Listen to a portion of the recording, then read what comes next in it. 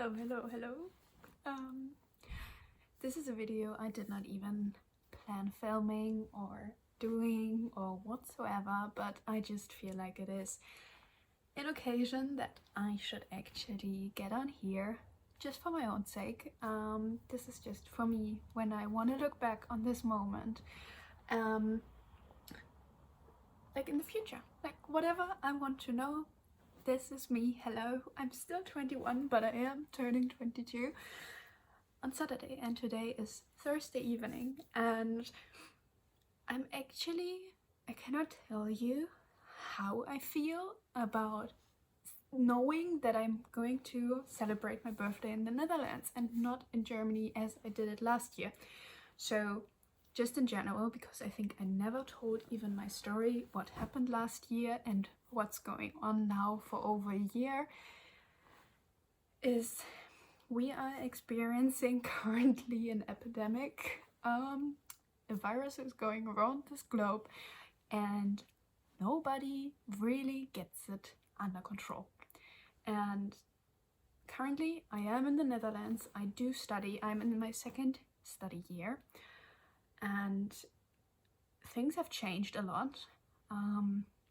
The entire journey, I think I will never forget what happened and in which steps, and I don't want to go too much into like telling the story, what happened.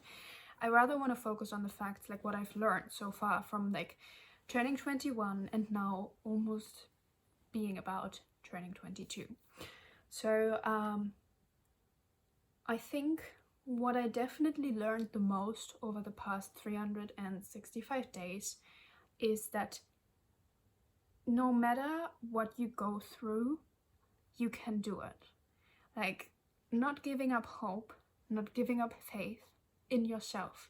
You can give up faith, hope for everything around you, but never give up hope for yourself. I think that is something that showed just like how important it is that we really believe in ourselves and that we invest as much as we can to make sure that we can believe in ourselves. So for me, I went through some up and downs in the past weeks and months. As like most of us even know, this pandemic does have some consequences for us, and we can pretend, like consciously decide that we don't want to focus on those like challenges that we are going through and hardships that we are experiencing, like loss, fear, uncertainty has never been felt this much as now before. And I think especially now we have been in this for a year, and already for a year we've been told that, oh, in the beginning after Easter it will be better. Then after Easter was just like, yeah, once it's getting towards summer, then like a new university year starts and maybe things will get back to normal. It didn't got anything like back to normal, which is even a phrase which has been used way too much and does not really benefit at all, because we will never get back. We will always get forward. And also referring to something as normal, and this currently what we are in as not normal, this is normal. We have to accept that this is normal. Like, we can not differentiate what we are currently in and what we have been in the past as normal, but what we are currently in is not normal. This is normal. Like, we have to face it. We have to realize that this is normal, this is normality, this is reality, and we have to face it, even though nobody wants to, because we are kept in this belief that once it will be over, but we don't know, and we are just hoping for it, and we are setting up our hopes, and every single time there's a new corona wave coming, every single time measurements are getting like leveled up again, we feel this disappointment, and we had the expectation and the wish that it goes away. But I don't even think by now we have spent 365 days globally on trying to solve this. First of all, maybe it's not even a problem, but we made it consciously in our mind as a problem. It might be something so natural, and we try to define it as something so supernatural, which it definitely isn't. It is something very natural that's happening, and we don't open up towards this reality, normality, because we define something as normal, which has been in the past. How can we differentiate what's normal and what's not if this is just what we have? Wishing for something, to going back to the clubs, going back on concerts, being able to have 20, 25 people over for a party, and defining that as normal. Maybe it's time to say that having one person over is normal, and having more people than 1 over, what, 25 over, is abnormal. It's just like, where do we set, like, why do we use actually this like normal and not normal and good and bad? It just brings up so many questions, I think, in general. And I just find it very sad and questionable why we actually do this to ourselves, what we're currently doing. Like, why do we react towards this the way how we react? Because as we see with what we are doing and how we think we can do something against it, maybe it's time to actually start living with it instead of living against it. It's just, we have been in this kind of attitude towards it for 365 days and nothing really got better from it. And it seems also like we don't really learn anything from it, because we keep applying the same measures and the same rules, and we increase and we take things away rather than giving people something in return. It is a lot of loss and a lot of fear. And I think most of the people actually act also and react out of fear, which does not make it better. And that makes a lot of people actually also perceive it as that something has been taken instead of something else is given. Like, we focus rather on what is gone than what we have gained over time. And I think that that is just something very interesting. I cannot give you any answers because I don't know how to get like collectively into, okay, let's actually start seeing this as something that has been given to us rather than something that has been imposed upon us, that we have to fight. I think it's kind of like this war against something, and war has never been good. Like, war and trying to fight something always identifies a winner and a loser. And in this situation, Corona still continues to be the winner. I'm sorry to say so, but humanity cannot win this fight when it comes to Corona, because it's nature and it's natural. The same with climate change. Once people start to realize that you are not fighting against something, but you need to start living with something and not trying to oppose yourself or change something about it, once you let things just happen and rather accept and start adapting towards the things that are causing you that you have to change, rather than and accepting that, I think that is, for first of all, something that we definitely have to do. So connecting this to what I want to tell myself for turning 22, and more also stepping into this adulthood and also finding my role and finding my purpose a little bit back again. I'm not there yet. That has even been a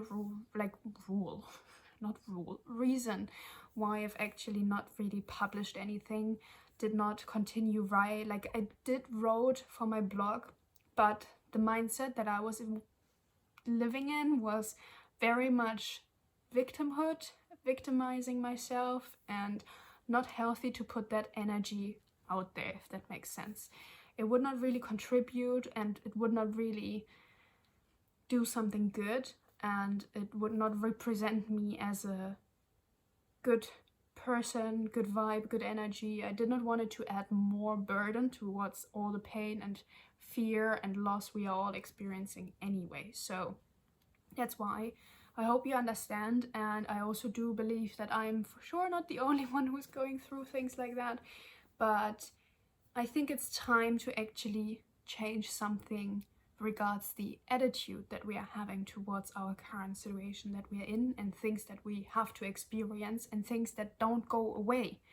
Like, it is very interesting for me that we do still keep and remain within the same attitude towards this coronavirus, rather than, and we invest into helping people to still keep the same attitude towards corona and the same hope and the same faith that things will go like back to this like weird normal, which is not even like, why do we not start investing more into, first of all, getting people like more aware and conscious about the attitude that's causing certain reactions and actions which do not seem to benefit this entire situation, because otherwise we would already see more the light at the end of the tunnel, but at the end of the tunnel, not at the end.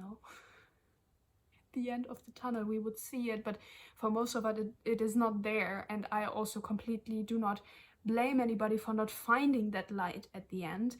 It is more that we have, like, even the people who represent us don't have that ability, so how can they request that from us? Like, and how can we request that from them? It's like neither of us can find it. So I think what really has to change is our attitude towards what we're currently facing, and it's just in general about life. I think it just shows very much, if you go a couple of videos back that I filmed where I spoke about what's ego and how you actually feed your ego and what is feeding your ego, and that is pain, fear, loss. So that makes you very much being in the survivor mode, and also still wanting to consume more of the pain and more of the loss and more of the fear that is going on, because it makes your ego feel stronger. And that's what I explained almost a year ago about the balance that you're having. Like, is it either your ego that is winning, or is it your consciousness that is winning? And I feel like when we come towards crisis, just like what we're going through right now, obviously your ego loves it, and your ego drives you, and your ego like makes the decisions that you might not even with your consciousness would make, but your ego is just stronger because it's also fed by everything that you are experiencing. So it makes very much sense the way how we are responding towards things, but it is about time, because we're in this now already 365 days. I cannot even say this enough. 365 days. We lived already through this. And just like shout out to everybody who's still with us. Like, I think that is something. It's not easy to stay within this and keep on fighting, but the majority of us actually do. And I mean, I'm speaking here from a mental point of view. Physical health, obviously, also, like, I'm glad that everybody is still out there that is like dear and close to you. And then also the people who just mentally keep going and really keep thriving and keep living. It is like something that you can give yourself like a tap on your shoulder, like as easy and as simple as that sounds, but it is an accomplishment, and you can actually be proud of yourself that you do the best way what you can do, I guess. That's for most of us. We just try, and hopefully we will get through this. And I think it is about time to change something when it comes towards the attitude, how we face this and how we perceive this. And I think once we start building upon this consciousness and starting to feed the consciousness and really making sure that our ego is stepping towards the back of our mind, we will also find the ability to actually change the attitude towards it.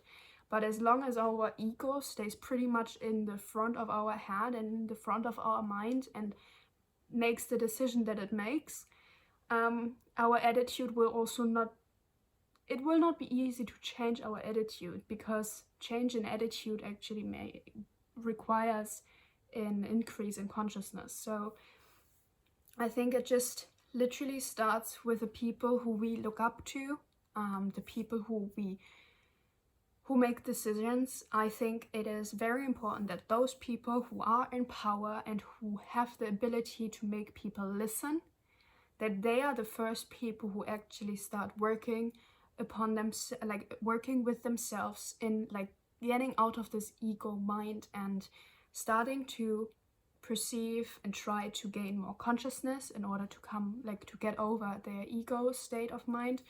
And that way they will also represent a new attitude towards this virus and the current situation that we are in, and bring a different set of energy into the game. And yeah, I think that is definitely something that my 21-year-old wants to still get out there before I turn 22. And